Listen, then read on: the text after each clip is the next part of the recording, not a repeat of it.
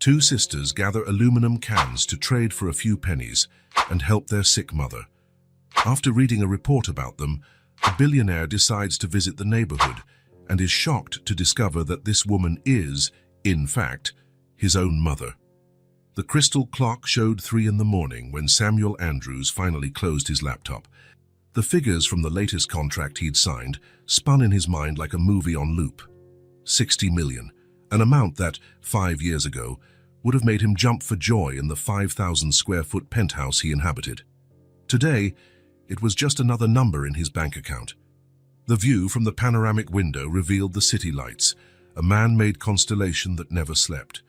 Samuel picked up a 30-year-old whiskey, poured 2 fingers into a crystal glass, and walked barefoot across the marble floor to the balcony. The cold early morning wind touched his face, but he barely felt it. It had been a long time since he'd truly felt anything. "Mr. Andrews, do you need anything else before I retire?" The butler's voice came from behind him, always formal, always punctual. "No, James. You can go to bed." The butler gave a slight bow and withdrew in silence. Samuel took a sip of his drink, letting the liquid burn his throat. It was the only genuine sensation he'd had all day. At 25 days, Samuel Andrews possessed an estimated fortune of nearly $2 billion. Fortune chest, Forbes, Bloomberg, his name and face were on them all. The tech prodigy who revolutionized the financial market with an app created in his college dorm room. The success story everyone wanted to tell, repeat, emulate, and no one seemed to notice the obvious. He smiled in photos as if fulfilling an obligation. Samuel wandered through the apartment. In every room, expensive and rare objects he collected without real passion. An original Picasso on the living room wall, bought at an auction simply because he could. A Rodin sculpture in the foyer, acquired on a trip to Paris. Exotic cars in the garage that he seldom drove. Designer clothes chosen by his assistants. Everything perfectly organized.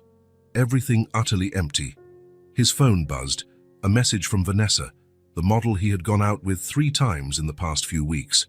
"Still awake? Handsome? I miss you." Samuel looked at the screen for a few seconds and then put the phone aside without replying. Tomorrow he would make up an excuse. He always did. On the next day's schedule, breakfast with investors at 7, board meeting at 9, lunch with the mayor at noon, an interview with CNN at 3, a charity cocktail at 8. People who wanted his money, his influence, his image. No one who truly wanted his company. Samuel sat on the Italian leather sofa and turned on the television just to break the silence of the apartment. He flipped through channels without really watching anything. News of war, reality shows, commercials for things he would never need to buy. His eyes fell on the coffee table, where a stack of magazines his secretary had set aside waited. The latest edition of Time was on top, with his photo on the cover and the headline, "The Loneliest Billionaire, How Samuel Andrews is Changing the Rules of the Game." Lonely. At least the magazine got that right. Samuel picked up another publication from the pile. A local variety magazine he normally wouldn't read. He flipped through the pages absent-mindedly, passing by smiling celebrities, gourmet recipes, fashion tips. In the inspirational stories section, a small photo caught his attention. 2 identical girls, dark curly hair, toothless grins, holding bags full of crushed cans. The title read, "5-year-old twins collect cans to pay for their mother's treatment." Something in that image made Samuel pause. Maybe it was the absurd contrast between his life and those children's lives. Maybe it was just curiosity. He started reading. Emma and Lily wake up every day at 5:30 a.m. to help their mother, Clara Wilson, before heading to school. At 5 years old, the twins already know the weight of responsibility. 8 months ago, Clara was diagnosed with a lung disease that prevents her from working regularly as a house cleaner. Without adequate health insurance, the family found a creative solution, collecting cans for recycling. "They say they're my little heroes," says Clara between coughs, in the small house she shares with her daughters in the Oakwood neighborhood. It was their idea. They saw on TV that cans are worth money and decided to help. Oakwood. The name of the neighborhood hit Samuel like a punch to the gut. Suddenly, the air felt thin in his lungs. Oakwood. The place where he grew up, the place he had left 10 years ago, vowing never to return. Samuel jumped up, his heart pounding in his chest. His hands trembled as he turned the page to keep reading. The twins walked through Oakwood streets every day after school, often until nightfall. The neighborhood, known for its high crime rates and poverty, has come together to help. "Everyone saves cans for the girls now," explains Margaret, owner of the local grocery store. "Seeing those kids working so hard affects us all." Crime and poverty. That's how they described the place he had lived in for 15 years of his life, and it was true.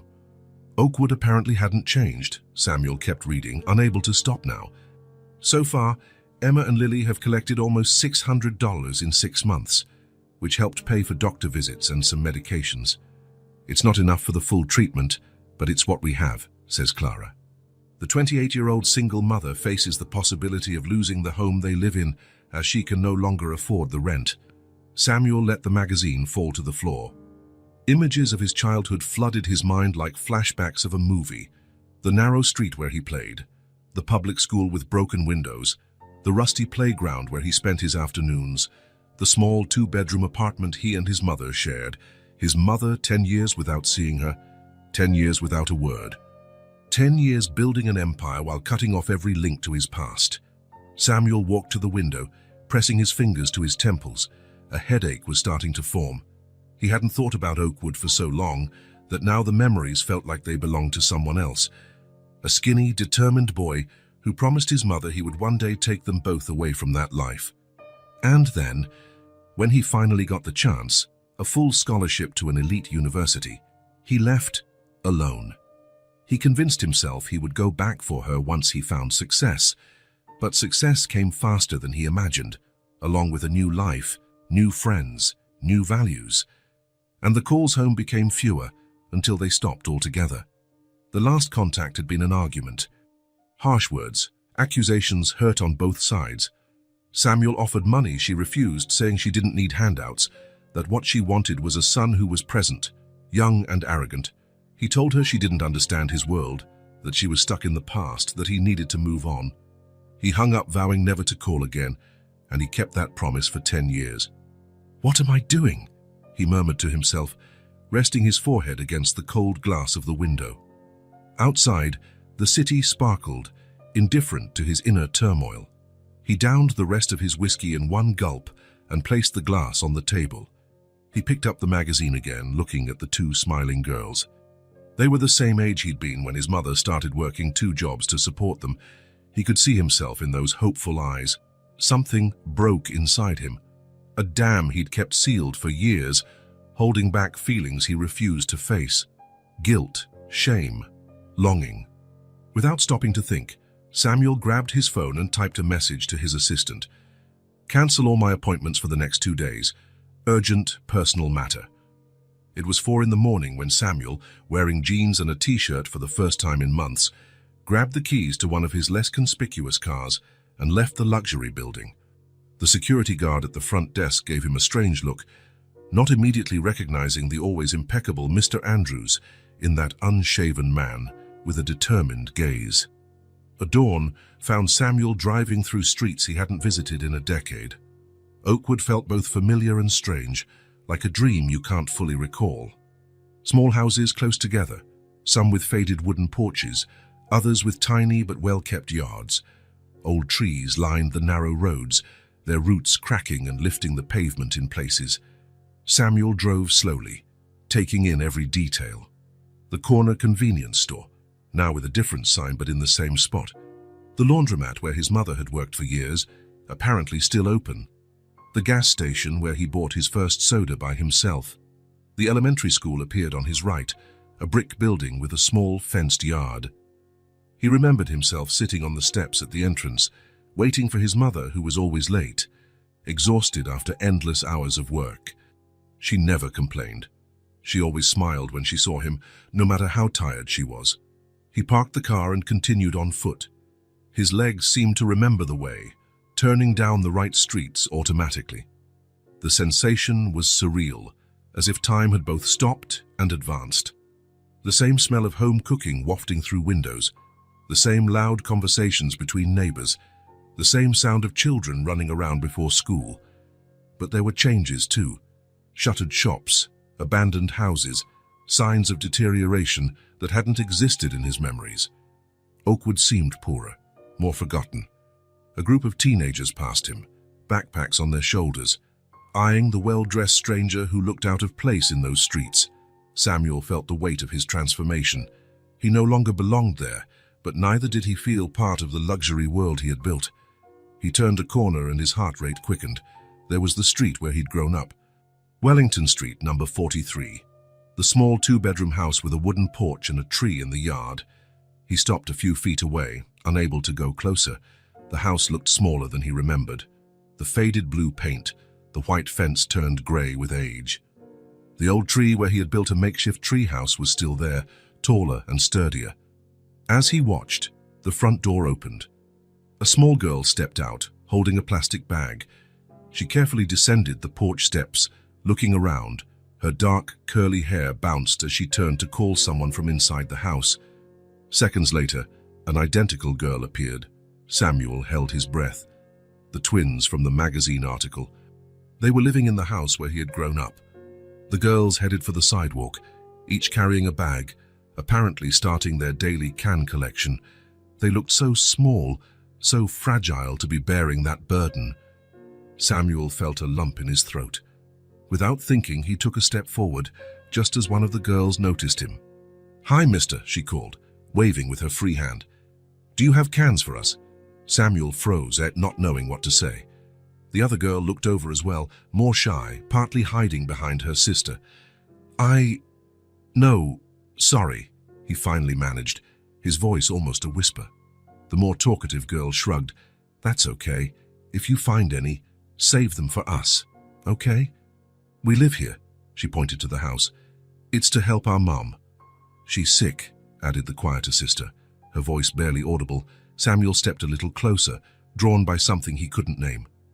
"You're Emma and Lily, right? I read about you in a magazine." The girl's eyes went wide. "We were in a magazine?" asked the talkative one, whom Samuel guessed was Emma. "Mom didn't say anything." "She probably doesn't know," Samuel answered, crouching to their level. "You two are doing a great job helping her." "It's because she coughs a lot," Lily explained, her initial reserve fading, "and she can't work every day." "But she's the best mom in the world," Emma added firmly. "She just needs expensive medicine." Samuel's heart tightened. He reached into his pocket, feeling the wallet full of money. He could solve all of that family's problems with a single check, an amount that would be insignificant to him. "Your cans. Can I see how many you've collected so far?" he asked, looking for a way to help without offending. The girls opened their bags, showing a few dozen crushed cans. "It's not many yet because we just started today," Emma explained. "By the end of the week, we have more." Samuel was about to offer help when the front door opened again. A woman appeared, dressed simply, a worried expression on her pale face. "Girls, who are you talking to? I've told you not to." Her voice trailed off when she saw Samuel. Time seemed to freeze. The air between them grew thick with tense electricity. It wasn't his mother. This wasn't the house he once knew. The woman leaned against the doorframe, as if she needed support just to stand. Her hands were visibly shaking. "Samuel?" she whispered, his name escaping her lips like a reluctant prayer. Then memory hit him like a train. Clara. Clara Wilson, the girl who lived 2 houses down from him. About 5 years older, she used to babysit him sometimes when his mother had to work extra shifts. "Clara," he responded, almost voiceless. "I read about your daughters."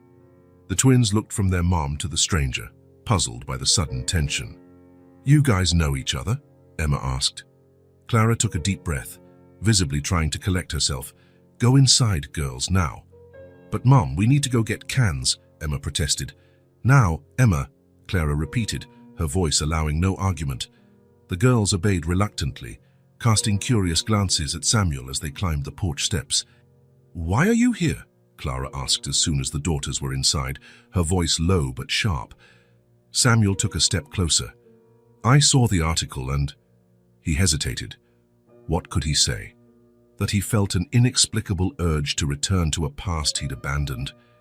That guilt was eating him from the inside out. "I wanted to help." Clara let out a bitter laugh. "Help? After 10 years, you show up out of nowhere wanting to help. Clara, I can pay for your treatment for anything you need, he offered in rushed words. I know it must be hard with the girls and... No, she interrupted, the word landing between them like a stone. I don't want your money, Samuel. But the girls, they're collecting cans to... That's none of your business. Clara cut him off again, but a cough seized her. She doubled over slightly, covering her mouth. Instinctively, Samuel took a step toward her, but Clara lifted a hand to stop him. I'm fine, she said once the coughing subsided, though the pallor of her face told a different story. You've done enough. What do you mean? Samuel asked, genuinely confused. Clara wiped the corner of her eyes, too tired to keep hiding her pain. Your mother, Samuel, she waited for you until the very last moment. The ground seemed to open beneath his feet. What are you talking about? You never knew, did you? Clara shook her head in disbelief. Of course not. You never called, never visited. She took a deep breath, a decisive look crossing her face. She died 5 years ago, Samuel. Cancer. It was quick, thank God. She didn't suffer much. Samuel's world collapsed. His mother, dead. For 5 years he had lived, thrived, accumulated wealth, while she... Why? His voice broke. Why didn't anyone tell me? And how would we? Clara asked, anger barely contained. You changed your number, changed your address.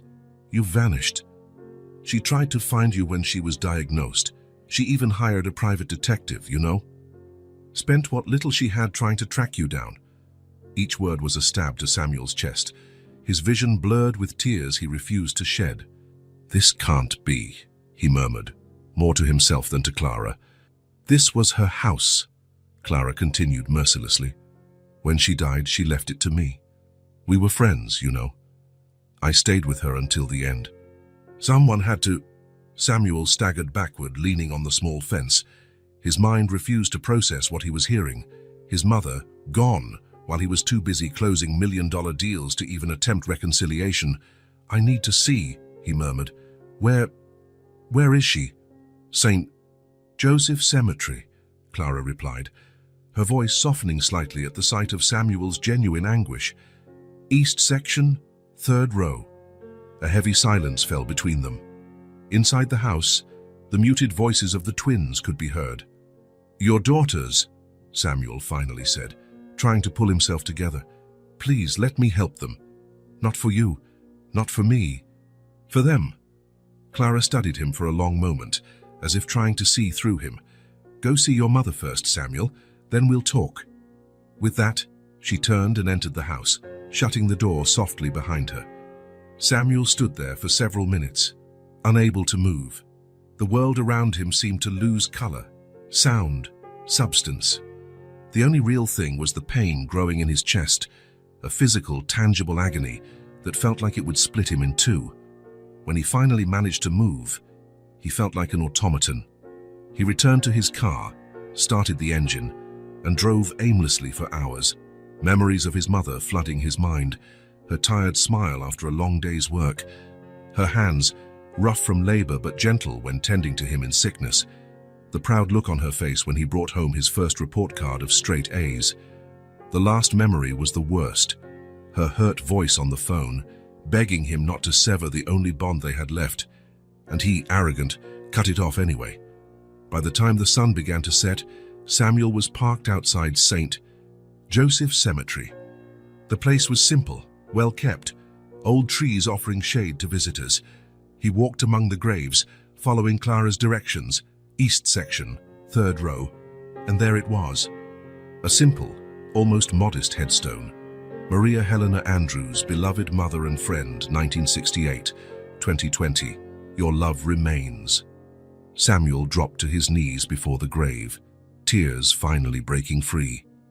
Violent sobs shook his body as reality crushed him. His mother had died alone while he celebrated the success he had once sworn to share with her. Forgive me, he whispered between sobs. Please, forgive me. But the forgiveness he sought would not come from the cold stone in front of him.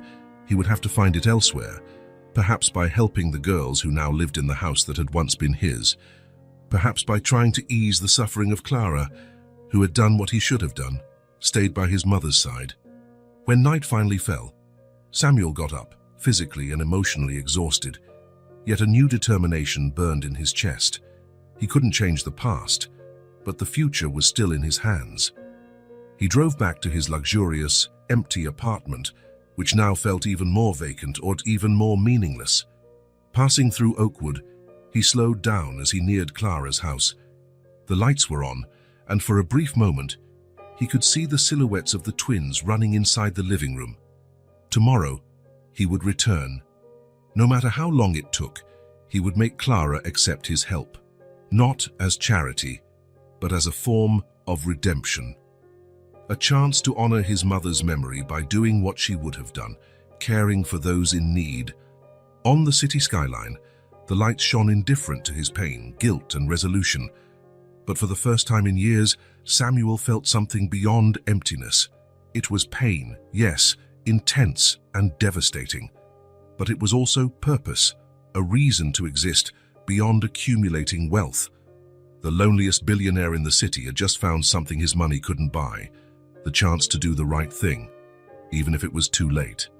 3 days later, Samuel parked the car 2 blocks from Clara's house. He had chosen an old Toyota borrowed from one of the building's maintenance staff. No Mercedes or Porsche this time. He wore jeans, a simple grey t-shirt and sneakers. No expensive watch, no designer sunglasses. Just a regular man trying to blend into Oakwood streets. In his right hand, he carried a toolbox. In his left, a shopping bag from the local market. The toolbox felt heavier than he expected. It had been so long since he'd used tools that his hands seemed unaccustomed to the weight. The Saturday morning sun warmed the streets. Children played on the sidewalks. Neighbors washed their cars. A dog chased a ball in a small park at the corner. The normalcy of this place struck him like a revelation. Life went on here, simple and real, while he hid in his tower of glass and steel. He approached the house slowly, careful not to be noticed. From the street, he could see the activity through the kitchen window. Clara was there, stirring something on the stove, her hair tied in a messy bun, her posture slightly hunched. Even from a distance, he could see her fatigue. The twins ran around the small side yard, tossing a faded ball back and forth. Their laughter rang out like tiny bells in the morning air. For a moment, Samuel just watched, trying to lock that everyday scene into his memory. A family struggling to survive, yet still a family. He took a deep breath and crossed the street. Emma spotted him first, her face lighting up with recognition. "It's the can man!" she shouted, dropping the ball and running toward him. Lily, more cautious, followed with hesitant steps. "Hi," Samuel said, attempting a natural smile. "Remember me?" "Of course," Emma said, her childlike confidence contrasting with her sister's shyness. "You know our mum. I knew her a long time ago. My name is Samuel. I'm Emma and this is Lily." The girl pointed to her sister, who was partially hiding behind her. "Did you bring presents?" she asked, eyeing the shopping bag and toolbox with curiosity. The sound of footsteps interrupted them. Clara appeared at the side door, drying her hands on a dish towel. Her face hardened when she saw Samuel. "Girls, go inside," she ordered. "But Mom, we're playing," Emma protested. "Now!" The tone left no room for discussion. The girls obeyed, Lily casting one last curious look at Samuel before disappearing into the house. Clara remained in the doorway, lifting her chin in a gesture of defiance. "What do you want this time?" Samuel swallowed hard. The mental rehearsal he'd done all morning now felt inadequate. "I noticed your front door was giving you trouble." He lifted the toolbox as evidence. "Thought I could fix it." Clara crossed her arms. "I don't need charity." "It's not charity," Samuel insisted, keeping his voice calm. "It's an attempt to help." "Why?" The question, simple and direct, caught him off guard. Why was he there? Guilt. Remorse. A desperate attempt to fix the unfixable. "Because I want to do the right thing," he finally answered. "Even if it's late." Clara studied him for a long moment, as if assessing the sincerity of his words. Finally, her shoulders sagged slightly. "Do whatever you want with the door," she said, turning to go back inside. "Don't expect any thanks." Samuel nodded, though she could no longer see him. He set the shopping bag on the porch steps and went to the front door. The hinge was loose, and the wood around it was rotted. It wasn't a simple job. He opened the toolbox and checked what he had. In the last 10 years, his hands had touched only keyboards, documents, and crystal glasses. Now they held screwdrivers and hammers with a forgotten familiarity. As he worked, he discreetly observed life inside the house. Through the side window, he saw Clara stirring what appeared to be lunch, a simple stew, judging by the occasional aroma drifting his way. The twins sat at the kitchen table, coloring in used school notebooks, a modest life but as orderly as circumstances allowed. He also noticed the problems: the roof with a few missing shingles, peeling paint, a cracked window in the back bedroom, the kitchen faucet that dripped incessantly, producing a rhythmic sound that would drive anyone crazy at night. He worked for nearly 2 hours on the door. When he finished, it opened and closed smoothly without the previous squeak. Satisfied, he packed up his tools and grabbed the shopping bag from the porch. He took a deep breath before knocking on the side door. Emma answered, her face lighting up again. "You fixed the door." "Mom, he fixed it." Clara appeared, drying her hands on a worn apron. Her gaze went from the now functioning door back to Samuel. "Thank you," she said simply, the words leaving her mouth with difficulty. "I brought a few things," Samuel said, offering the bag, trying to sound casual. "Just some basic groceries." Clara's eyes hardened again. "I told you Please," he interrupted. I'm not trying to buy anything. I just want to help somehow." Her gaze faltered for a moment. "Can we keep the food, Mom?" Emma asked, peeking into the bag. "There's cereal." Clara sighed, a weary sound that seemed to come from deep within her soul. "Put it in the kitchen," she finally relented. Emma took the bag eagerly and ran inside. Lily, watching timidly from the doorway, followed her sister with a small smile for Samuel. An uncomfortable silence fell between the adults. "How are things?" Samuel asked, attempting small talk. "We're getting by," Clara answered tersely, her tone making it clear she didn't want to elaborate. "If you ever need anything, I don't," she cut in, then softened her tone slightly. "But thanks for the door." Clara was about to close the door when a coughing fit overtook her. She doubled over, covering her mouth with her apron. The cough was deep, painful to hear. "Are you okay?" Samuel took a worried step toward her. Clara lifted her hand, stopping him, as she recovered her breath. "I'm fine, it's just a stubborn cold." It didn't sound like a simple cold, but Samuel didn't insist. "I left my number on the fridge," he said, "for any emergency." Clara nodded briefly and closed the door, leaving him standing on the porch. "Sai si mutu sate."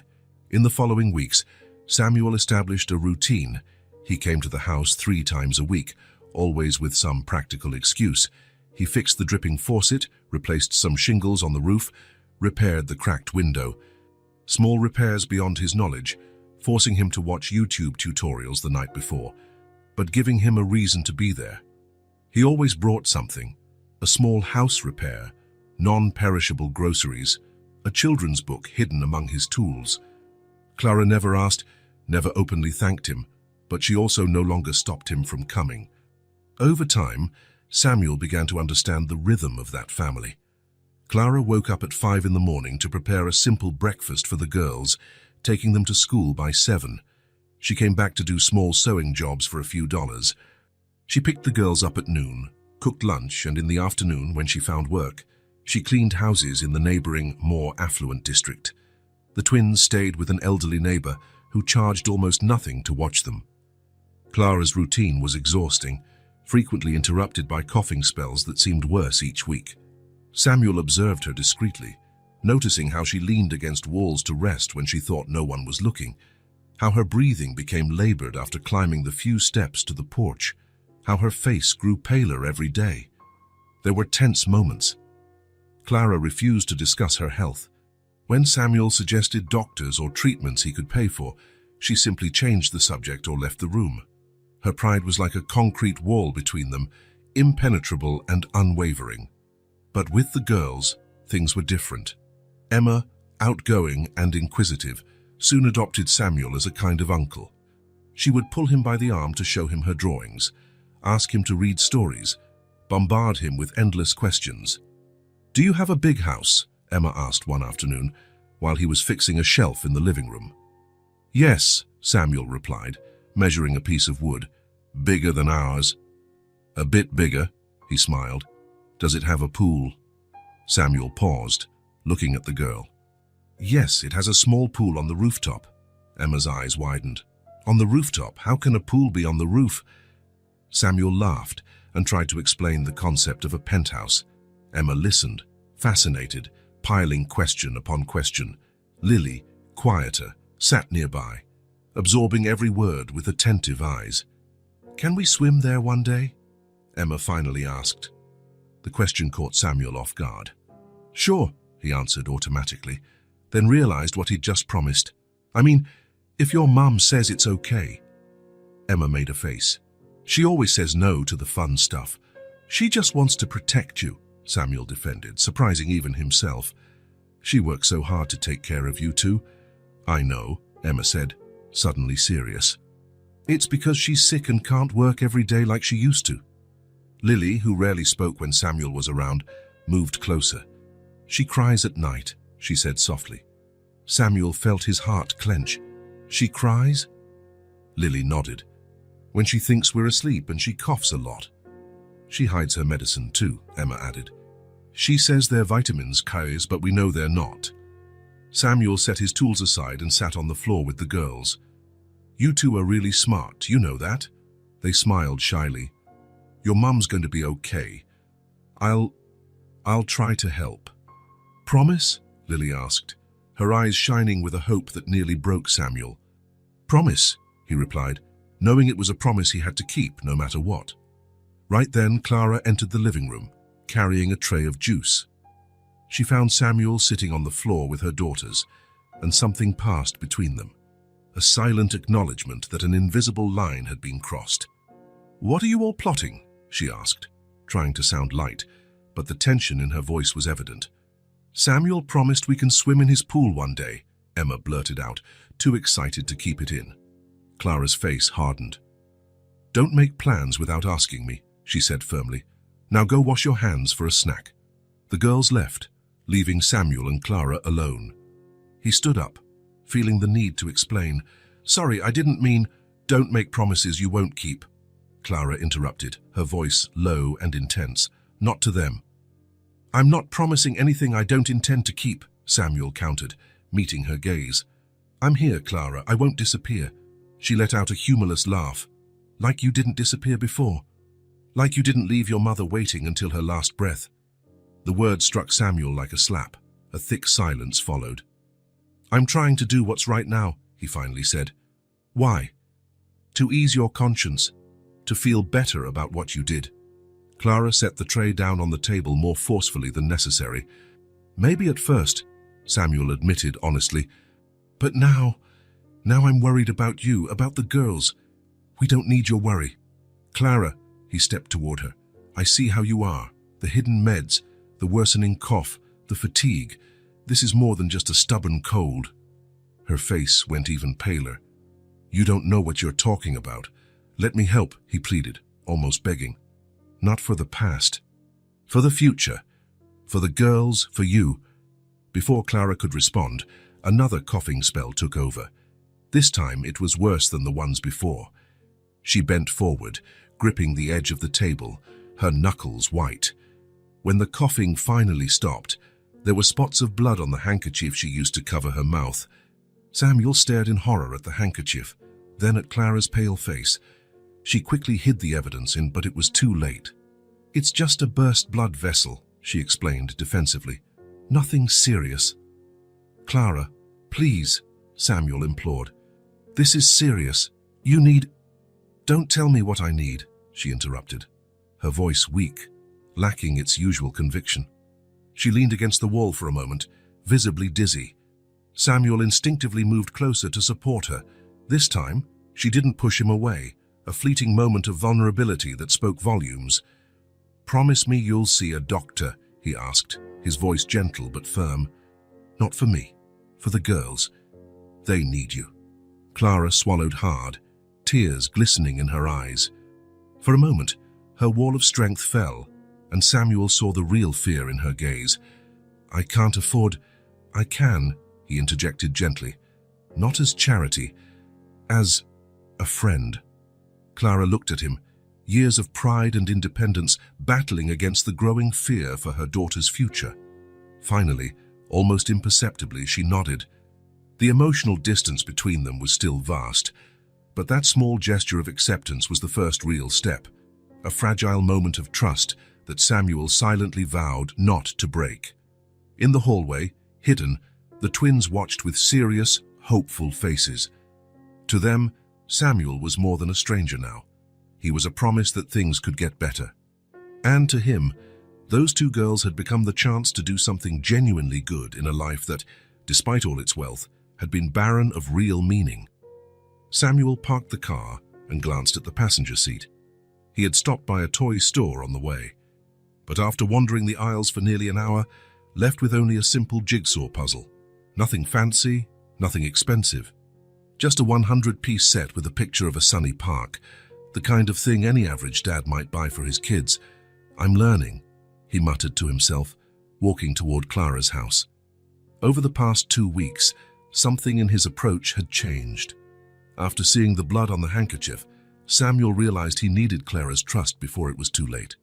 Not with grand gestures or cash offers, but with something much harder for him: genuine time and presence. He had reorganized his entire professional schedule. For the first time in years, he wasn't available 24/7 for his company. He delegated meetings, postponed trips, refused dinners. His assistant looked at him like he'd been abducted by aliens and replaced with an imposter. Maybe he had been. "Sam! Sam!" Emma ran up to him as soon as she saw him approaching. She'd started calling him Sam 3 days ago, and that simple, familiar nickname stirred an odd emotion in his chest each time he heard it.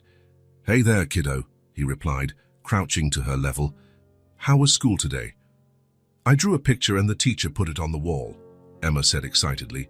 "And Lily got a gold star in math." Samuel smiled, noticing Lily approaching more slowly, in her usual shy way but with a small smile on her lips. "Is that true, Lily? A gold star in math?" The girl nodded, her cheeks flushing with pride. "I got all the problems right." "That's amazing," Samuel said, genuinely impressed. "You know math is really important in what I do. Maybe you can help me with calculations one day." Lily's eyes shone with possibility. "What did you bring?" Emma asked, pointing at the package in his hands. "A jigsaw puzzle," he answered, handing it to them. "I thought we could put it together." The girls examined the box curiously. "We've never done a puzzle before," Lily admitted. The comment, uttered so naturally, hit Samuel hard. For these children, a simple 100-piece puzzle was a first-time experience. In his luxury apartment, he had an entire room full of things he'd never used, impulse buys forgotten the next day. "Well, then this will be the first of many," he promised, feeling a renewed sense of determination. "Where's your mum?" "Resting," Emma said, her smile briefly fading. "She said she's just taking a little break, but—" "She coughed a lot today," Lily finished, her voice dropping to almost a whisper. Samuel nodded, worry gnawing at him. Clara still resisted the idea of seeing a specialist, accepting only basic checkups at the local clinic. The preliminary diagnosis mentioned pneumonia, but Samuel suspected something more serious. He tried not to dwell on the scariest possibility, that Clara might have the same kind of cancer that had taken his mother. "Let's go inside quietly then," he suggested, "and we can work on the puzzle at the kitchen table. Once she's up, she might have more energy to join us." The girls agreed, tiptoeing inside as if on a secret mission. Samuel smiled at the gesture, though the smile did not reach his eyes. With each passing day, it became more obvious Clara was deteriorating, not improving. In the kitchen, he prepared a simple snack for the twins, peanut butter and jelly sandwiches with the few items Clara had allowed him to bring on recent visits. Then he opened the puzzle on the table, explaining the strategy. "First, we separate the edge pieces. See, they have one straight side." The girls listened intently, their small fingers carefully moving the pieces. It was a simple game, but for them, a brand new experience, and the concentration on their faces was absolute. Samuel watched them, realizing how easy it was to make them happy. A $10 puzzle, a sandwich, 15 minutes of sincere attention, small things that built something huge. Over the past years, he'd forgotten how happiness could be found in such simple moments. "Sam, does this piece fit here?" Emma asked, snapping him out of his thoughts. "Almost," he said, helping her rotate the piece. "See how the color matches better like this." As they worked on the puzzle, they chatted about school, their friends, the silly shapes sometimes formed by clouds. Childish conversations, light and agenda-free, so different from the calculated negotiations that had dominated his usual days. Samuel didn't notice Clara standing in the kitchen doorway until Lily looked up and smiled. "Mom, we're doing a puzzle." Clara looked like she had just gotten out of bed, disheveled hair, dark circles under her eyes, a pillow mark on her cheek. Even so, there was an undeniable grace about her, a quiet strength, a dignity not even illness could overshadow. "I see," she replied, her voice hoarse. "Looks like fun." Samuel rose, pulling out a chair for her. "Want to join us? We're still working on the edges." For a moment, Clara seemed about to decline, as she usually did. But then, surprising them all, she sat down. "I can try a few pieces." The twins exchanged excited glances, and Samuel felt a small sense of victory. It was the first time Clara had agreed to participate in something he initiated. They worked on the puzzle for almost an hour. Clara said little, but her hands moved skillfully among the pieces, finding connections the others didn't see. Occasionally, she coughed into the handkerchief she always kept close, turning her face away to hide any concerning evidence. As the puzzle's image started to emerge, Emma clapped her hands in delight. "Look, you can see the lake now." "And here's the big tree," Lily said, fitting an important piece into place. Clara watched her daughters, and for a fleeting moment, Samuel saw a genuine smile on her lips, swift and barely perceptible, but real. It was like glimpsing the sun through thick clouds. "Time for your baths, girls," Clara announced when they finished the puzzle. "It's getting late." "But Sam hasn't told us a story," Emma protested. Clara gave Samuel a raised eyebrow look. "A story?" Samuel rubbed the back of his neck, slightly embarrassed. "Sometimes I tell them bedtime stories if I'm around at that time." "He does different voices for each character," Lily explained, her usually serious eyes now shining. "The witch's voice is the best one." "Really?" Clara asked, looking at Samuel with something new in her eyes, perhaps surprise, perhaps curiosity. "I'm not that good," he shrugged, "but I try. Please, Mom, let him tell a story tonight," Emma pleaded. Clara sighed, but it was a less tense sigh than usual. "All right. One story after your bath, then straight to bed." The girls cheered and ran to the bathroom, leaving the adults alone. Samuel stood there, feeling both nervous and expectant. Telling bedtime stories to the twins had become one of his favorite moments, a task for which he'd discovered a surprising knack. The girls' bedroom was small, with 2 single beds, faded but clean sheets, and walls decorated with their own drawings. There weren't many toys, just a few well-worn dolls, library books, and now the puzzle he'd brought, carefully assembled and placed on the dresser for display. Emma and Lily were already in their beds, hair damp from the bath, wearing matching pajamas, eyes shining with anticipation. "What story tonight?" Samuel asked, sitting on the chair between the beds. "The one about the princess who saves the dragon," Emma requested without hesitation. "Again?" He pretended to protest, but was already smiling. "It's the best," Lily insisted. "All right then. The Princess and the Dragon it is." Samuel cleared his throat dramatically, assuming a storyteller's posture. "Once upon a time, in a kingdom not so far away." As he told the tale, doing different voices for each character and making broad gestures during the exciting parts, he noticed Clara standing at the door, watching. She did not enter, keeping a physical distance, but her eyes never left the scene. Something in her gaze, no longer the usual resentment, but a complicated mix of emotions, perhaps longing, definitely fear, and something else, something Samuel couldn't name. When the story reached its end, with the brave princess rescuing the misunderstood dragon and flying off to explore the world together, the twins applauded happily. Emma immediately asked for another story, but Clara intervened. "It's past bedtime. You have school tomorrow." There were the usual half-hearted protests, but they were indeed tired, their eyes already drooping with sleep. Samuel got up, tucking the blankets around them. "Good night, little ones," he said gently. "Good night, Sam," they replied in unison. Lily held his hand for a moment. "Are you coming tomorrow too?" The question was simple but laden with meaning. She wanted reassurance, confirmation she wouldn't be abandoned. Samuel felt a lump in his throat. "I'll come, yes," he promised, "and we'll get another puzzle once we finish this one." Satisfied with the answer, Lily let go of his hand and closed her eyes. Within seconds, her breathing slowed, settling into the rhythm of sleep. Samuel left the room, following Clara back to the living room. Outside, the sky was already dark, and he knew he should leave, but something kept him there, a conversation that needed to happen. "They like you a lot," Clara said at last, breaking the silence. "And I like them," he replied simply. "That scares me." The admission surprised him. It was the first time Clara had shared a true vulnerability with him. "Why?" he asked softly.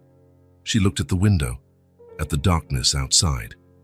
"Because people leave, Samuel. You left once." Her words hung heavily between them, laden with truth. "I'm not leaving this time," he promised.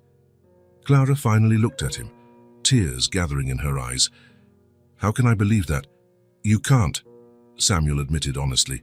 "You'll have to watch, day by day, until you realize I mean it." A coughing fit interrupted the moment. Clara bent over slightly, her body shaking with the effort. When she straightened, exhaustion was etched into every line of her face. "How you need help, Clara," Samuel said gently. "Not for me, not for you, for the twins." It was the same conversation they'd been having for weeks, but now something had changed. The wall Clara had erected between them showed cracks. "I'm afraid," she confessed so quietly he could barely hear. "I know," he replied, resisting the urge to touch her, to offer physical comfort he knew she would reject. "But you're not alone. Not anymore." Clara closed her eyes for a moment, as if absorbing his words, testing their weight and truth. "I'll think about seeing a specialist," she finally said. "No promises, but I'll think about it." For Samuel, that small consent was worth more than any million-dollar contract he'd ever signed. It was the first genuine step toward trust. When he left the house that night, he felt something new blooming inside him, not just the desire to help or fix past mistakes, but a deeper, more genuine feeling. These people, Clara, Emma, Lily, were becoming his family. A family he never knew he wanted, but now couldn't imagine living without. Driving back to his luxurious, empty apartment, Samuel finally understood that all his money, success and material possessions were worth less than Emma's laughter, Lily's shy smile, and the possibility, however slight, of one day earning Clara's forgiveness. The seed of change had been planted, not only in their dynamic but within himself, and Samuel was determined to see it bloom, no matter how long it took or how much effort it required. The doctor's office was pristine, with discreet paintings on the walls and a faint smell of disinfectant in the air. Samuel anxiously watched the closed door where Clara was being examined by Dr. Peterson, one of the top pulmonologists in the city. It had been a small victory to convince her to come. After weeks of gentle insistence, Clara finally agreed to undergo more comprehensive tests. The worsening symptoms and the worried looks on her daughter's faces were more persuasive than any words Samuel could offer. In the 2 hours he waited, Samuel checked his watch dozens of times, answered work emails without being able to concentrate, and flipped through outdated waiting room magazines without absorbing a single word. When the door finally opened, Clara emerged first, followed by the doctor.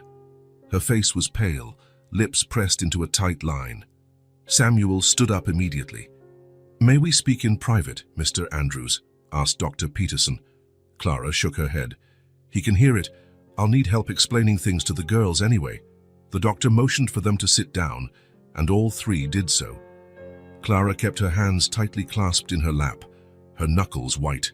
"The results are concerning," the doctor began, his tone professional yet kind.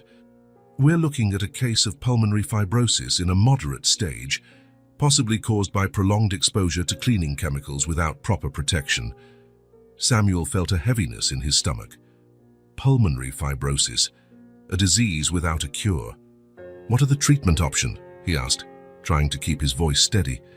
"We need to start medication immediately to slow the progression, respiratory therapy, possibly oxygen support as needed, and, of course, eliminating any exposure to lung irritants." "Which means I can't do house cleaning anymore," Clara concluded, her voice strangely calm. "Exactly.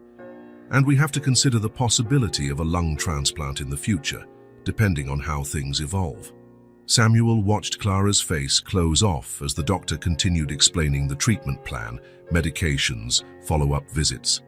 He saw the numbers add up in her mind, thousands of dollars in medical expenses, not to mention losing her primary source of income. "I'm going to prescribe these medications to start," the doctor finished, handing Clara a prescription. "And I'd like to see you again next week." When they left the office, silence hung between them. In the car, Clara stared out the window, lost in thought. "We'll figure this out," Samuel said at last, driving toward the nearest pharmacy. "Medications, treatment, everything." Clara didn't reply, still processing the diagnosis.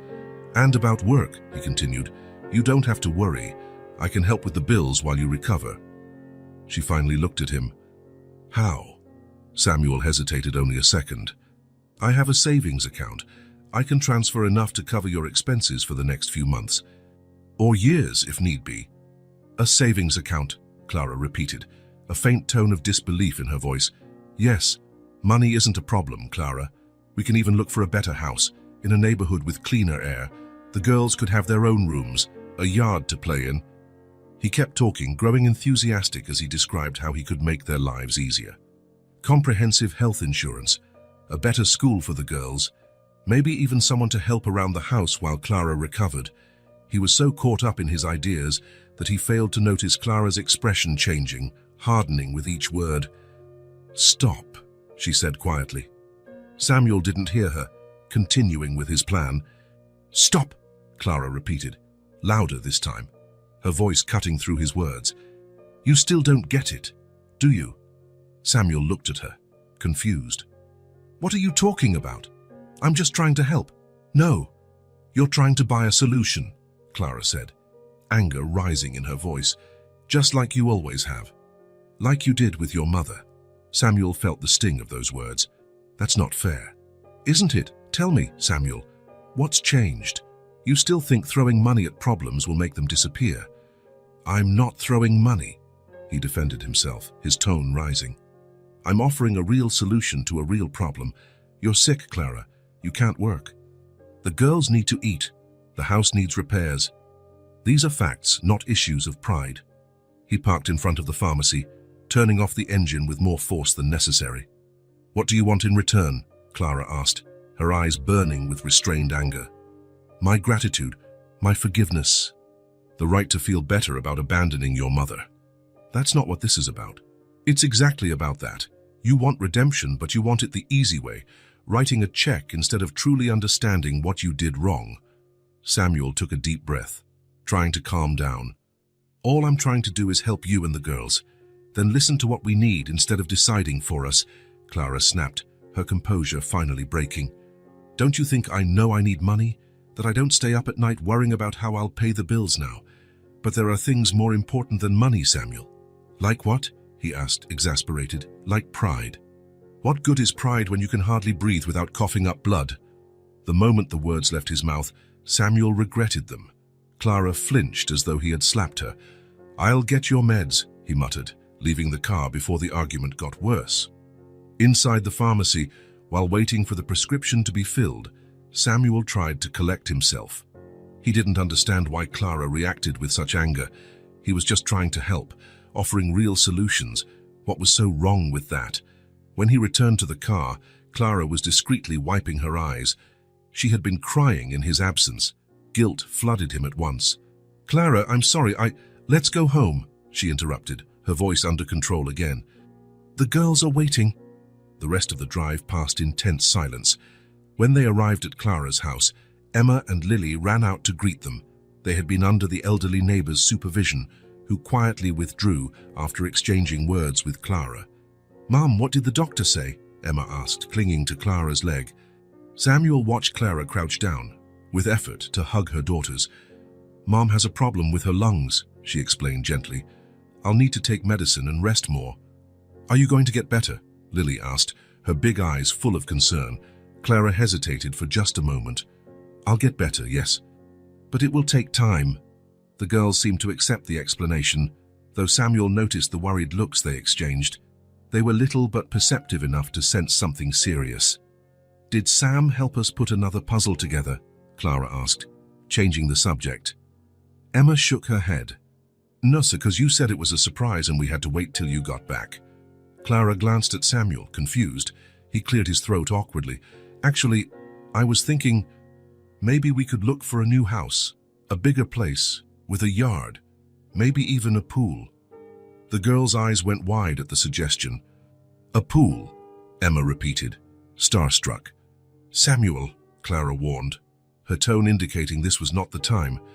But Samuel, still wounded from their earlier fight and determined to prove his point, pressed on.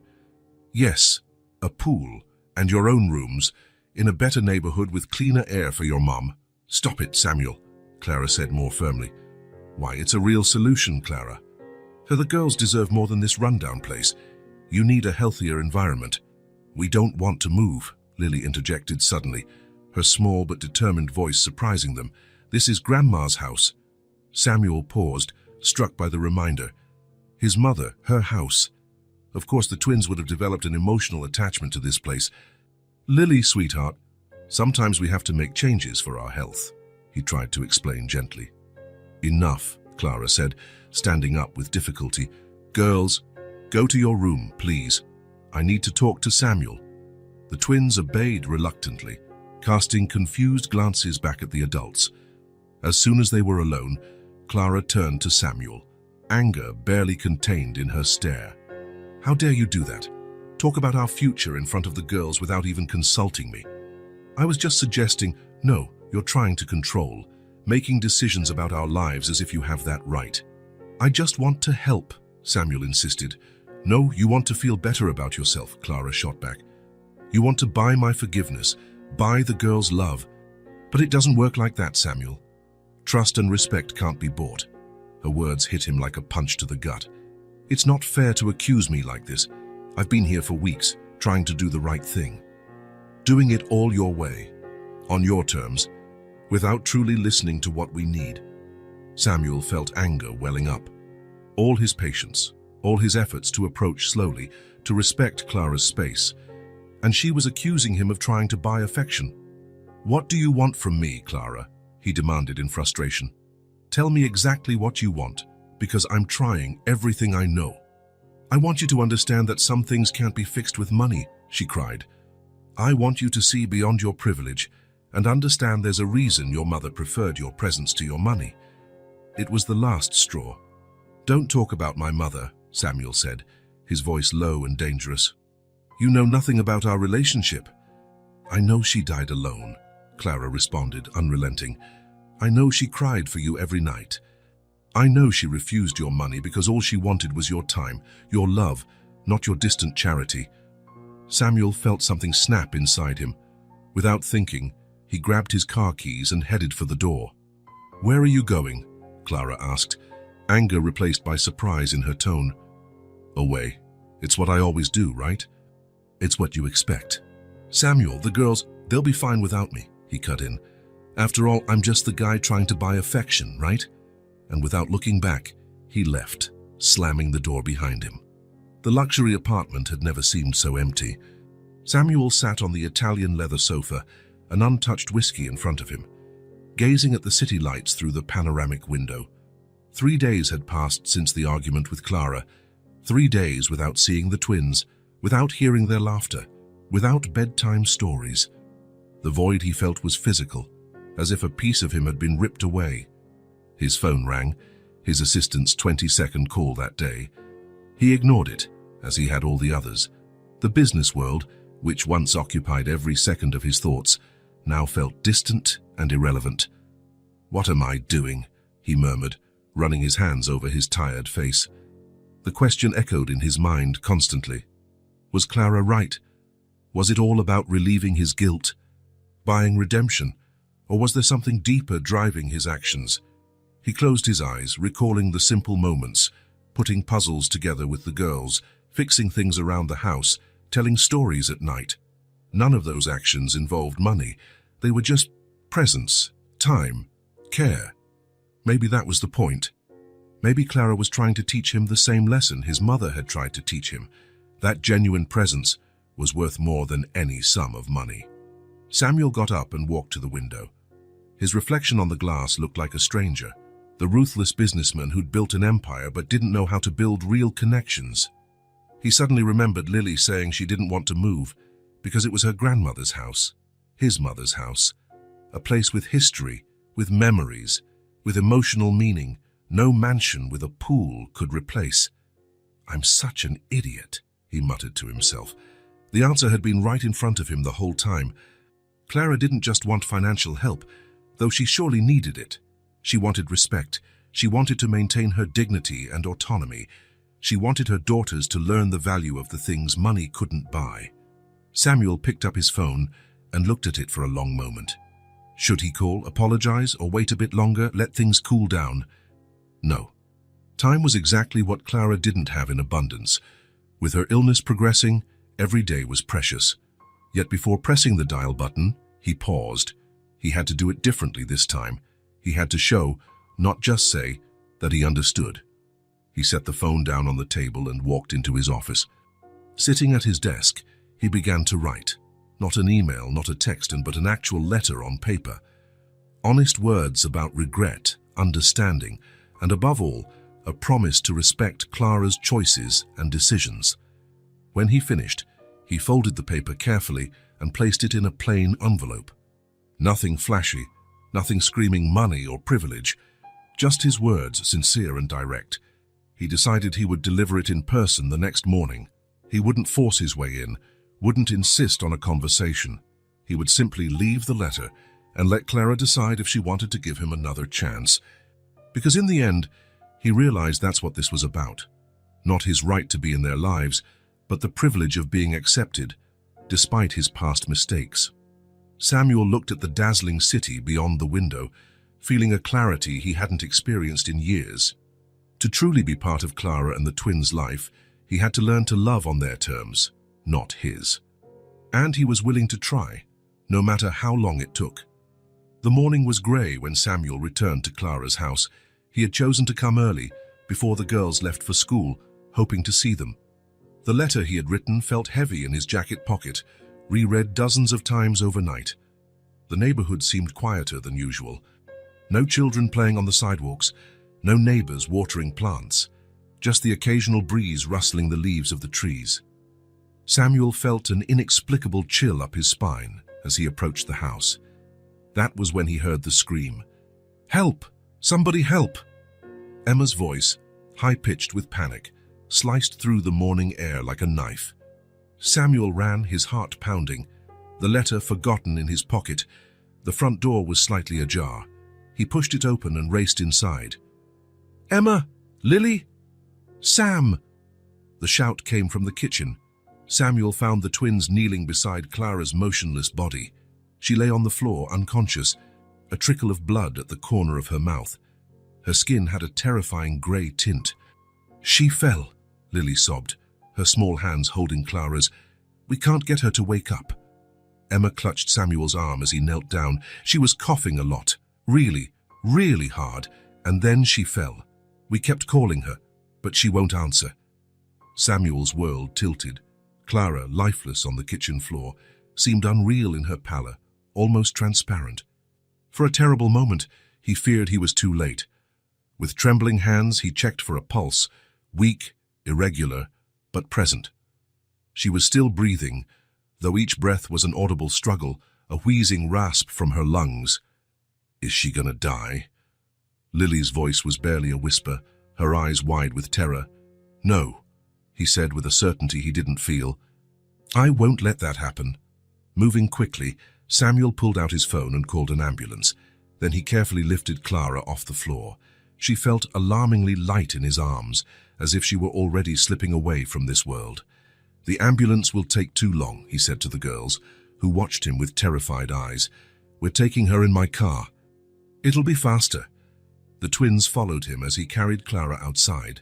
The elderly neighbor, alerted by the noise, appeared on her porch next door. "What happened?" she asked, alarmed. "Clara collapsed. I'm taking her to the hospital," Samuel responded quickly. "Can you stay with the girls?"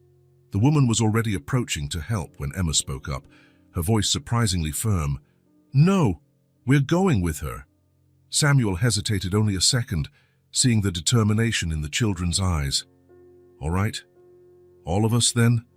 The drive to the hospital was a blur of ignored traffic lights and honking horns as he weaved around cars.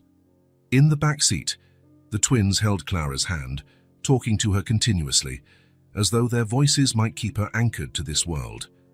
"Mom, we're going to the hospital," Emma said. "Sam's driving really fast. You'd be mad at him, but it's because we need to get there soon." "We did our homework last night," Lily added, her voice shaking with tears. "You have to see, Mom, I got all the multiplication problems right." Samuel watched in the rearview mirror, his heart breaking. Two small figures, bravely trying to be strong, speaking to their unconscious mother as though sheer willpower could bring her back. As he drove, chaotic thoughts flooded his mind. What if she died? What if, like his own mother, Clara left this world without him having a chance to truly fix things? The possibility was unbearable, a dark chasm threatening to swallow him. Then he realized, with a clarity that made him grip the wheel even tighter, that he didn't just want Clara to survive for the girl's sake or out of guilt or duty. There was something deeper, more real, something that had silently grown over the weeks, through difficult arguments and small moments of connection. He cared about Clara, not as a stand-in for his mother, not just as the twins' guardian, but as herself, the strong, proud woman who faced life with dignity, even when everything was against her. "Don't die," he murmured, so quietly the girls couldn't hear. "Please, don't die." The emergency room was a whirlwind of activity. Doctors and nurses rushed to Clara as soon as Samuel carried her inside, quickly placing her on a gurney and wheeling her away. The separation was abrupt. One moment she was in his arms. The next, swinging doors swallowed her up, leaving him standing in the hallway with empty hands and a racing heart. "Where did they take her?" Emma asked, clinging to Samuel's leg. "They're taking care of her," he said, trying to sound calm so she wouldn't be even more scared. "Now we wait." The hospital waiting room was an exercise in tortured patience. Samuel sat with one twin on each side, both eventually falling asleep against him, exhausted by fear and stress. He remained motionless, ignoring his aching muscles, afraid to disturb them from their brief refuge in sleep. 4 hours passed before a doctor finally approached. "Family of Clara Wilson." Samuel gently shifted the twins as he stood. "Here," he said. "How is she?" The doctor, a middle-aged man with deep circles under his eyes, walked closer. "Are you relatives?" Samuel hesitated. What was he to Clara? Not a relative, not exactly a friend. "I'm responsible for her and her daughters," he decided. The doctor studied his face for a moment, then looked at the sleeping twins. Something in his expression softened. "She's stabilized, but the situation is serious. The pulmonary fibrosis has progressed significantly, and there was a lung hemorrhage that caused the collapse. We managed to stop it for now, but she'll need intensive care." "Will she recover?" Samuel asked, his voice nearly failing him. The doctor hesitated, and in that pause, Samuel read more than any verbal response could convey. "We're doing everything we can. The next week will be critical." "Can I see her?" "She's in the ICU. Normally, we don't allow visits unless you're immediate family, but..." He glanced again at the twins. "Given the circumstances, I'll make an exception. A short visit only. She's sedated, but she might hear you." Samuel nodded gratefully, gently waking Emma and Lily to explain in simple terms what the doctor had said. their eyes filled with fear, but also a guarded hope. "Is Mom going to wake up?" Lily asked. "The doctors are doing everything to help her," Samuel answered honestly. "And she's very strong, you know that." They nodded solemnly, like small soldiers preparing for battle. The ICU was an alien environment of constant beeps and a penetrating antiseptic smell. Clara lay in a corner bed, surrounded by monitors, tubes, and wires. A breathing tube was inserted down her throat, her eyes closed, face pale against the white sheets. The twins froze at the entrance, momentarily paralyzed by the sight. "It's okay," Samuel murmured, holding their hands. "These machines are helping her breathe while she rests." They approached slowly. Clara seemed smaller somehow, more fragile than Samuel had ever seen her. The proud, determined woman who faced the world with her chin held high now battled for each breath, reliant on machines to survive. Emma was the first to get close enough to touch Clara's hand. "Mom," she called softly, "we're here. Me, Lily, and Sam." Lily joined her sister, their small hands holding Clara's as though trying to anchor her to this world.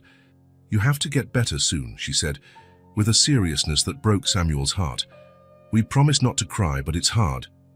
Samuel stood slightly behind them, giving the girls a moment with their mother. He watched the scene with a lump in his throat, unable to shake the familiarity of this terrible scenario, his own mother in a hospital bed. Only he hadn't been there to hold her hand, to tell her he loved her one last time.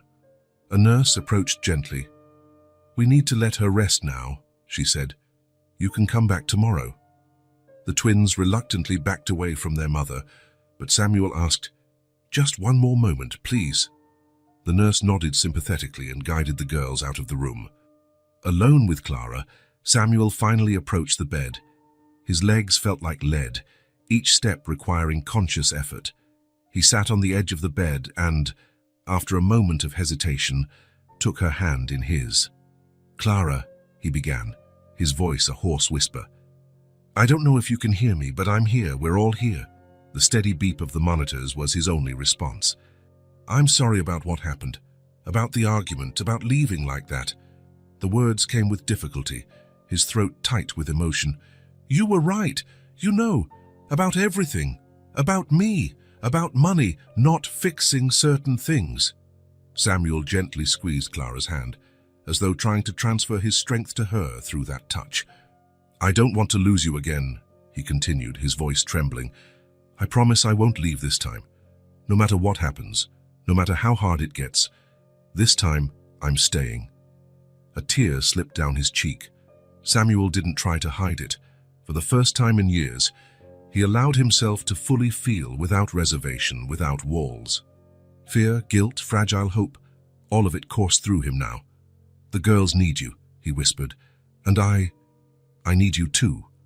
So please fight. Come back to us." Through tear-blurred vision, Samuel thought he saw the slightest movement in Clara's fingers, perhaps just a reflex, or perhaps, on some deep, inexplicable level, she heard him. Miyatiyazumut's cup of days turned into a week, then 2.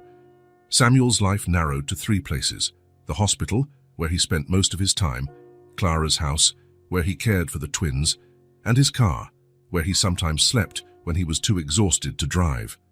His assistant handled the most urgent company matters remotely, but for the first time since founding his empire, business came second. His priority was now clear: Clara and the twins.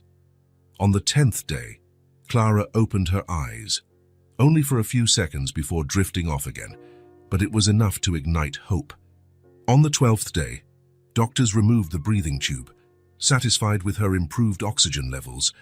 On the 14th day, she was conscious enough to recognize her daughters. "My little ones," she murmured, her voice rough and weak from disuse. The girls cried at the sound of her voice, hugging her gently, afraid of hurting her. Samuel kept a slight distance during those moments, letting Clara have private time with her daughters. But their eyes occasionally met, and there was something new in Clara's gaze. Not forgiveness, not yet, but an openness, a willingness to consider possibilities that hadn't been there before. It was during the 3rd week of her hospitalization that Clara finally spoke directly to him, while the girls were at school. "I heard you," she said suddenly, breaking the comfortable silence between them.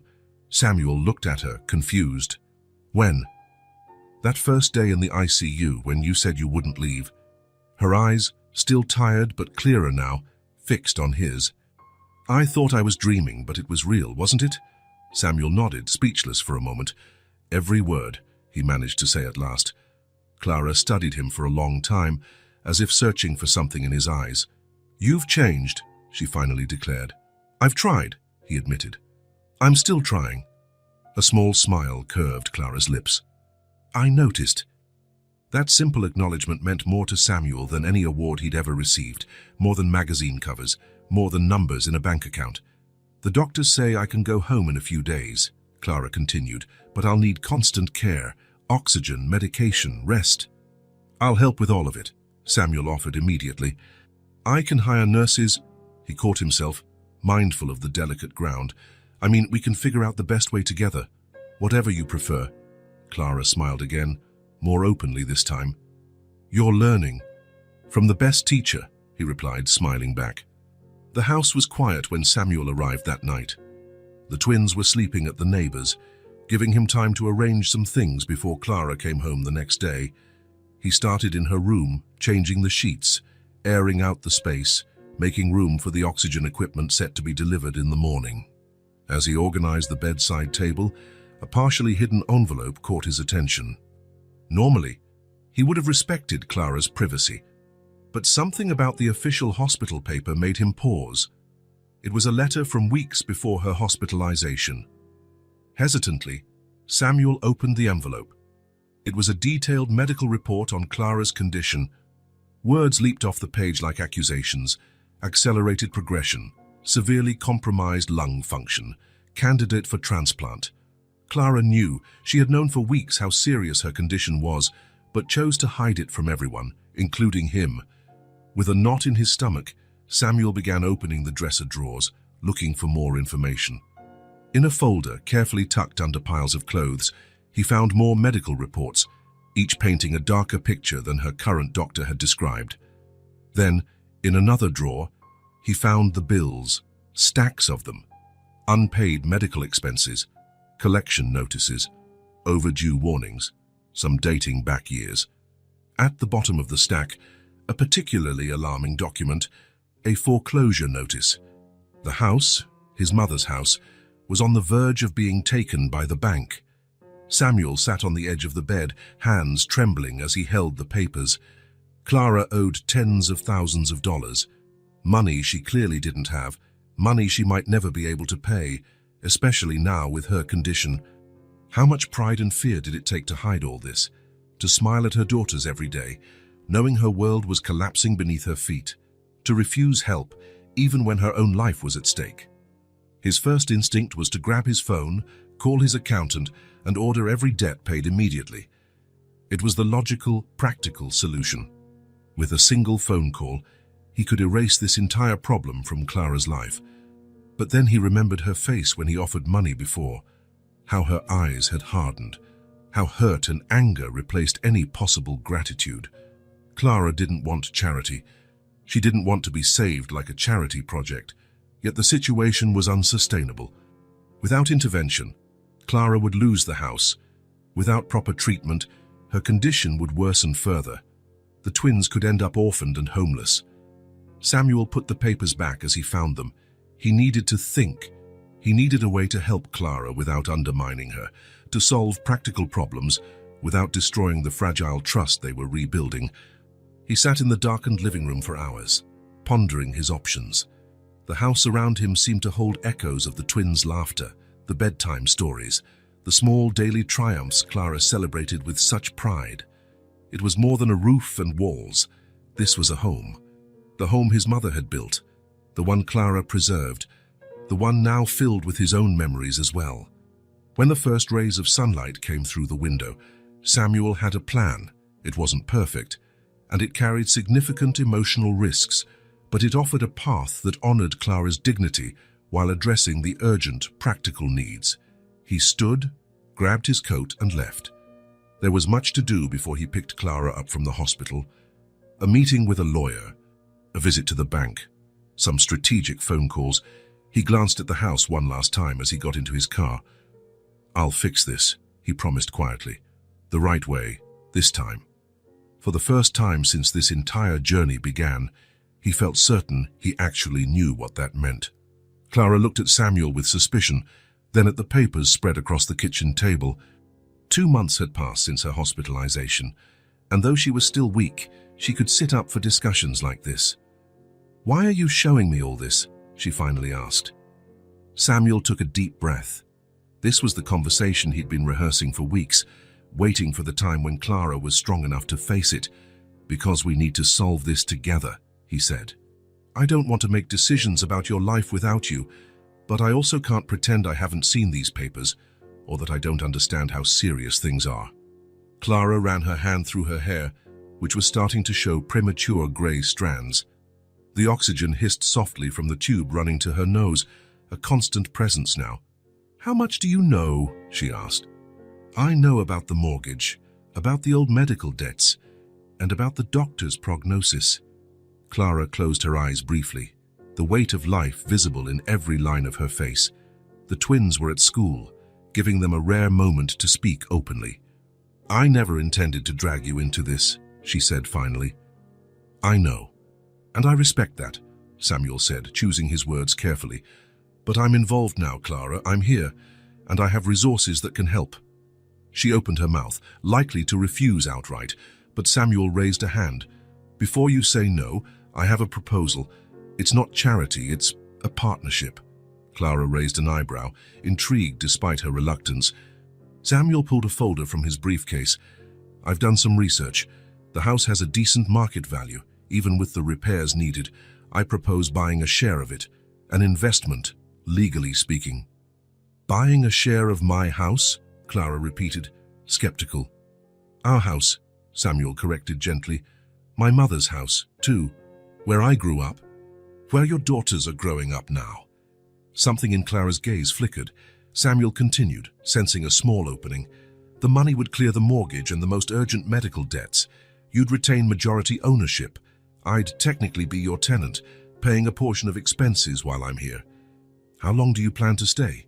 Clara asked, her voice softer now. Samuel looked directly into her eyes. "As long as it takes, as long as I'm welcome." A silence settled between them. Clara studied the papers carefully, clearly processing the implications. "It's a practical solution," Samuel added, "but only if you fully agree. The money would go into an account in your name. You decide how and when to use it." "Why are you making it so complicated?" Clara asked. "It would be easier just to pay everything." "Because I respect your independence," Samuel replied honestly. "Because I've learned that money without dignity is worthless." Clara exhaled, a weary sound carrying the weight of years of struggle. "I need to think." "Of course," Samuel agreed, gathering the papers. "There's no rush, but—" He hesitated. "There's another matter we can't delay much longer." "My treatment?" Clara guessed. Samuel nodded. "I spoke with some specialists. There's a new protocol for pulmonary fibrosis being tested at the Mayo Clinic. They're accepting patients for the study. I imagine it's expensive." "It's covered by the study," Samuel explained, "but it would require you to spend a few weeks there initially and then make regular visits." Clara glanced out the window at the yard where the twins played on weekends. "And the girls? They can stay here with me, or go with you, if you prefer." "I have flexibility to work remotely now." She looked surprised. "And your company?" Samuel gave a slight smile. "I've learned the world doesn't end if I'm not there 24 hours a day. I have good executives and new priorities." Clara studied him for a long moment, as if trying to peer beyond the surface to gauge his sincerity. Finally, she nodded. "I'll consider the treatment," she said. "About the house, and I need a few days." Samuel stood, respecting her space. "Take all the time you need. I'll be here." A week later, Clara called Samuel into the living room. The twins were in the backyard, visible through the window, working on a complicated jigsaw puzzle at the picnic table Samuel had built the previous month. "I accept your proposal," Clara said bluntly, "about the house and about the treatment." Samuel felt immense relief course through him. "Thank you for trusting me." "It's not just about me," Clara clarified, looking at her daughters through the window. "It's about them. They deserve a healthy mother and a stable home." "They deserve the world," Samuel agreed softly. Over the next few days, everything moved with surprising efficiency. The lawyers finalized the co-ownership paperwork. The mortgage was paid off. The medical debts were renegotiated and settled. The house, so long overshadowed by impending loss, was safe. For the twins, daily life didn't change much in appearance. Samuel was already around most of the time, helping with homework, telling bedtime stories, fixing broken things. The only real difference was the easing of tension in the air, as though the whole house could finally breathe again. Clara, however, did seem different. There was a lightness in her shoulders, even with the constant oxygen and fatigue. Freeing herself from debt allowed her to focus on what truly mattered, regaining her health and caring for her daughters. The Mayo Clinic treatment was scheduled for the following month. Samuel had taken care of everything, from travel to lodging. But what impressed Clara most was how he included her in each decision, from choosing the apartment near the clinic to planning how the girls would keep in touch with her during the separation. Meanwhile, Samuel quietly worked on another project. Careful not to offend Clara's pride, he looked into ways she could earn income without heavy physical labor. "I never asked what you did before you got sick," he mentioned one night while they were having dinner after the girls had gone to bed. Clara smiled lightly. "Besides cleaning houses, I used to sew, mostly small repairs, but I also made dresses for the girls. I've always been handy." Samuel nodded, storing that information. "You're talented. I saw the costumes you made for their school play. That was my dream, you know, to have a small shop, maybe." "Nothing fancy," Clara confessed, a rare moment of vulnerability. But life had other plans. Days later, while Clara rested, Samuel showed her a tablet with a simple website open. "What do you think of this?" Clara took the device, curious. It was an online shop, simple yet elegant, named Clara's Creations at the top. Empty for now, but with spaces for product photos and descriptions. "What is this?" she asked, puzzled. "An idea," Samuel replied. "If you want. A place to sell anything you create, whenever you feel well enough. No pressure, no tight deadlines, at your own pace." Clara looked from the tablet to Samuel, emotion filling her face. "You did this for me." He nodded.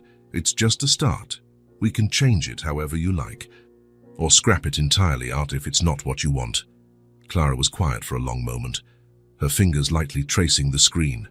"Thank you," she finally said, "for thinking of this, for seeing me." "It's the least I can do," Samuel said with a smile. But Clara shook her head, growing serious. "No, it's not. It's far more than most people would do." She paused, then continued.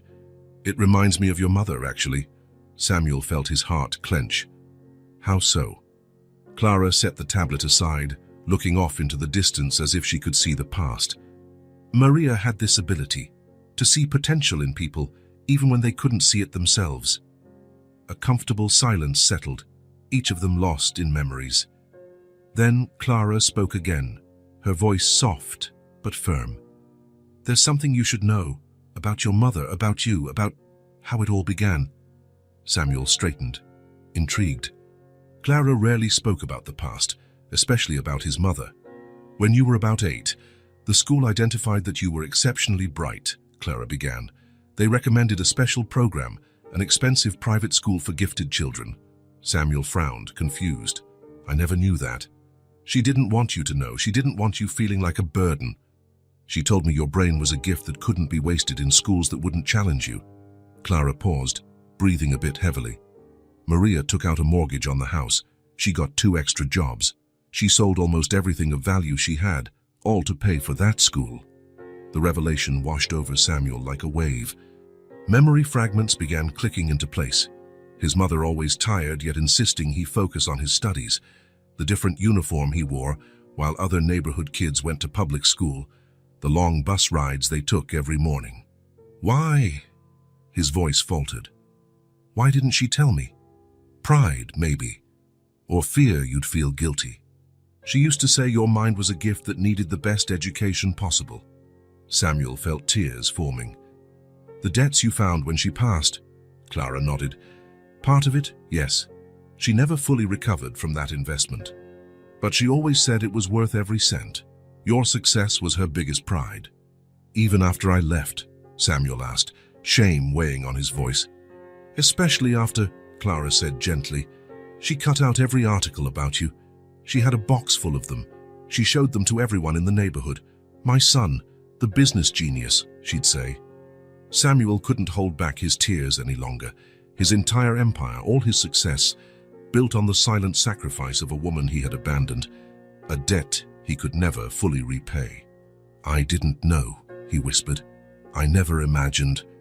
Clara reached out, gently touching his hand. She didn't want your gratitude, Samuel. She wanted your love, your presence. Realization crashed into him like a tidal wave. His mother hadn't needed his money, she needed him. Just as Clara didn't want his charity, she wanted his respect, his partnership, his genuine presence. I'm trying to do things differently now, he said finally, wiping his tears. Trying to be the man she raised me to be. She'd be proud, Clara replied. I am too. Those three simple words caused something to break inside Samuel, not in pain, but relief. A floodgate of emotions held back for years. Thank you, he managed, his voice husky. For telling me. For giving me another chance? Clara smiled, and for the first time, the smile reached her eyes. That's what family is about, isn't it? Second chances. 3 months later, Clara returned from her initial treatment at the Mayo Clinic. The results were promising. No cure, but a significant stabilization of her condition. She still required oxygen, still tired easily, but she could move around the house without much trouble and even spend short periods in the yard with the twins. The house had changed in her absence. Nothing drastic. Samuel knew far too well how much sentiment was tied to the place to renovate without her input. But small fixes here and there. The roof no longer leaked. The windows opened easily. The kitchen faucet finally stopped dripping. Most importantly, there was a small office set up in the guest room, complete with a modern sewing machine and space for Clara to work on her creations whenever she felt up to it. Her online store already had a few products, mainly decorative masks she'd sewn during her occupational therapy at the clinic. The twins had flourished too.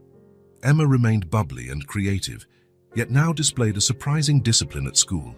Lily, always more serious, started to open up more, laughing more often.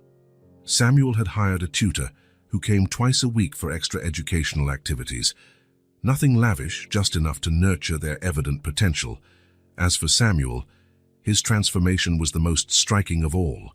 The ruthless executive in impeccable suits was gone, replaced by a man who wore jeans daily, who knew the neighbors' names, who knew each girl's favorite ice cream flavor. He still ran his company, but with a new perspective, that of someone who learned true success wasn't measured in zeros on a balance sheet. On Clara's first evening home, Samuel prepared a special dinner. Nothing extravagant, he'd learned his lesson about excess. Just a home-cooked meal made with care and attention. Roasted chicken, the girl's favorite. Fresh vegetables from the local market. An apple pie for dessert, following a recipe he'd found in an old notebook of his mother's. When everyone sat at the table, Emma suddenly said, I like it when we're all together like this, like a real family. A brief silence followed her words. Samuel glanced at Clara, unsure what to say, but she was smiling, a calm, genuine smile. That's what we are, right? Clara finally said, looking directly at Samuel. A family. Is Sam our big brother now? Lily asked, with the disarming innocence only children possess. Samuel felt a lump in his throat. Well, technically I'm a bit too old to be a brother, he began, trying to find the right words. He's family, Clara interjected gently. The exact label isn't so important, is it? The girls seemed satisfied with that answer. Emma immediately launched into an elaborate recounting of her day at school, while Lily listened closely, occasionally correcting her sister's exaggerations. Over the girls' heads, Samuel's and Clara's eyes met. A mutual understanding passed between them, a silent acknowledgement of the journey they'd traversed, from open wounds to gradual healing, from mistrust to trust, from loneliness to connection. Later, after the girls went to bed, Samuel and Clara sat on the porch, gazing at the stars. The silence between them was comfortable now, free from the tension that once defined their relationship. "You know what impresses me most about you?" Clara asked suddenly. "What?" "How you've truly changed, not just your outward actions, but on the inside." She regarded him thoughtfully. "Very few people manage that, actually changing." Samuel pondered her words. "I guess I just needed to find something worth more than everything I was chasing before. And you found it." He looked at the house, the soft lights in the windows, the twins' bikes leaning against the wall, at Clara, sitting beside him with oxygen softly hissing and eyes full of hard-earned wisdom. "I did," he answered simply. Through the kitchen window, the place that once belonged only to Clara and the twins now had a fourth seat at the table, a permanent spot, a real sense of belonging. A redemption that came not through money or power, but through the simplest and most profound of achievements, learning to love and be loved in return. And for a man who had long measured his worth in billions, that realization was the truest treasure, one no bank balance could ever quantify.